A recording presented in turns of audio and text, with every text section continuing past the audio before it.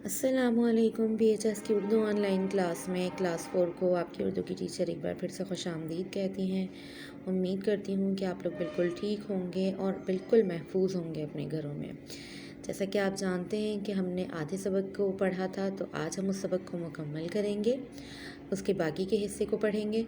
तो आज हम सबक 26 असल दौलत से सफ़ा नंबर 119 और 120 को पढ़ेंगे, और हमने पिछली वीडियो में सफ़ा नंबर 118 और 117 को पढ़ा था, जिसमें हमने अहमद से मांगा जाता है उसके हाथों को, उसकी आँखों को, ये पढ़ा था। अब आगे क्या होता है ये हम रीडिंग में पढ़ेंगे।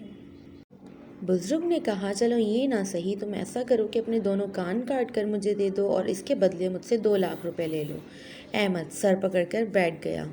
अरे भाई, आप कैसी बातें कर रहे हैं? अगर कान ना होंगे तो मैं सुनूंगा कैसे? बुज़ुर्ग प्यार से, शफ़क़त से यानी मोहब्बत से पूछते हैं। चलो ये भी मंजूर नहीं, ये भी मंजूर नहीं तो कोई बात नहीं, ऐसा करो कि अपनी ज़बान काट कर मुझे दे दो और इसके 3 लाख रुपए ले लो।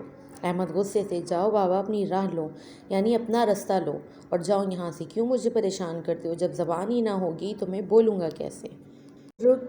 बुज़ुर्ग मुस्कुरा कर, अच्छा चलो यूँ करो कि अपने दोनों पाँव मुझे दे दो और 4 लाख रुपए ले लो, यानी एक पाँव के 2 लाख रुपए। क्यों मंजूर? अहमद नाराज़ होकर, मुझे तो लगता है कि तुम्हारा दिमाग चल गया है, इसीलिए ऐसी उल्टी सीधी बातें कर कर अपना और मेरा वक्त बर्बाद कर रहे हो। अरे तुम ये क्यों नहीं समझते कि बग़ैर पाँव के मैं मोहताज हो जाऊँगा, चल फिर ना सकूँगा?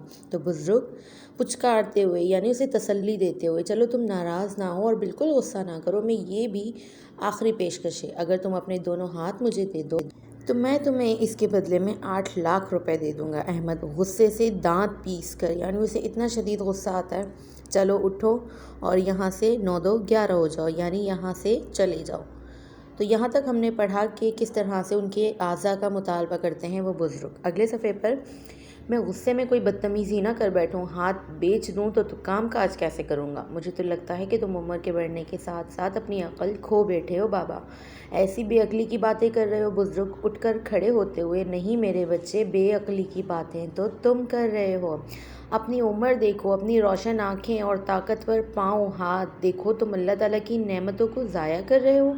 इनसे काम लेकर तुम अपनी हालत बदलने की कोशिश नहीं कर रहे, अपने हाथ पांव तोड़कर काहिली की ज़िंदगी गुजार रहे हो, यानी सुस्ती की ज़िंदगी गुजार रहे हो, और अपनी हालत का गिला शिकायत मुझसे कर रहे हो। याद रखो कि अल्लाह ताला कुरान पाक की सूरत यूनुस में इरशाद फरमाते हैं कि खुदा तो लोगों पर कोई जुल्म नहीं करता, लेकिन लोग ही अपने आप पर जुल्म करते हैं। अहमद, आपका मतलब ये है कि बुज़ुर्ग, मेरा मतलब ये है कि तुम अल्लाह ताला की नेमतों से काम लो, मेहनत से अपने हालात बदल लो, यकीन मानो ये सारी नेमतें ही तुम्हारी असल दौलत है।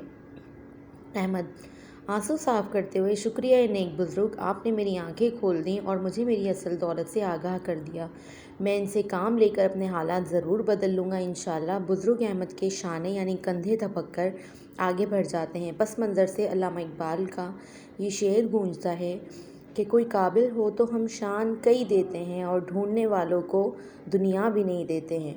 तो यहाँ हमें यही समझाया गया कि हमें अपनी नेमतों की कदर करनी चाहिए, और सबसे बड़ी बात कि हमें मायूस नहीं होना चाहिए कि अब हम कुछ नहीं कर सकते या अब हमारे बस में कुछ नहीं है। अल्लाह ताला ने हमें इतनी सारी नेमतें दी हैं, अगर हम उनका इस्तेमाल करें, सही इस्तेमाल करें, तो हम इस दुनिया में बहुत कुछ कर सकते हैं। और उन्हीं लोगों को अल्लाह ताला हिदायत देते हैं जो हिदायत लेना चाहते हैं। हमें आखिर में यही समझाया गया। अल्लाह हाफ़िज़।